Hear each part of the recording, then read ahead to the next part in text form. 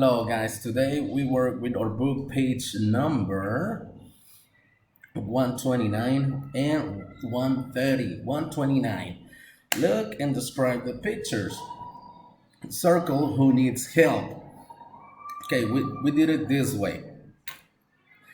We are going to listen to the story Track 77. about this rabbit, okay? The rabbit in the trap. The rabbit in the trap. Nettie and Nicola are playing in the forest near their home. Nettie and Nicola like playing in the forest. What is that noise? It sounds like an animal. It sounds like a very unhappy animal. Oh no! It's a rabbit in a trap. Poor rabbit. It's bleeding.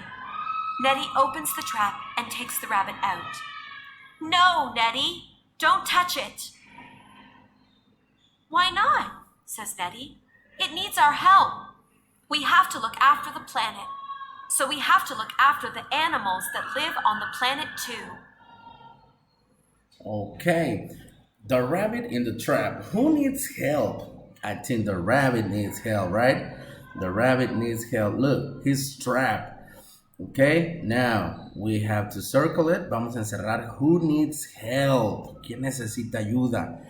Also, we have to number the pictures 1, 2, 3, and 4. First, they are playing together. Number 1. Number 2, they hear something. They hear somebody that needs help. And third, number 3, the rabbit is in a trap. Okay, and fourth, número 4. Okay, they learn to look after animals. Okay, now aquí abajo, listening complete, vamos a poner quién son los que necesitan aprender, o más bien los que aprendieron a ayudar a estos animalitos, ¿ok? Entonces vamos a escribir aquí quién necesita, o más bien quién son los que aprendieron, y son Nettie and Nicola. Ok, vamos a poner esos nombrecitos para completar nuestra oración. Nettie and Nicola learns to look after animals. Ellos aprendieron a cuidar a los animales, a cuidar estos animalitos que están en peligro. Okay, that's the first page. Now, next page, 130. And with this page is real easy, pero quiero que ustedes practiquen. Okay, vamos a trazar, eso va a estar bien fácil. We need to trace the letters para completar las palabras. Okay, en este caso es rabbit. Vamos a hacerlo. Recuerden, ustedes hagan lo mejor que el teacher porque aquí yo luego me equivoco porque lo estoy haciendo con la computadora y de repente se me mueve. ¿Ok? Vamos a trazarlas. Rabbit.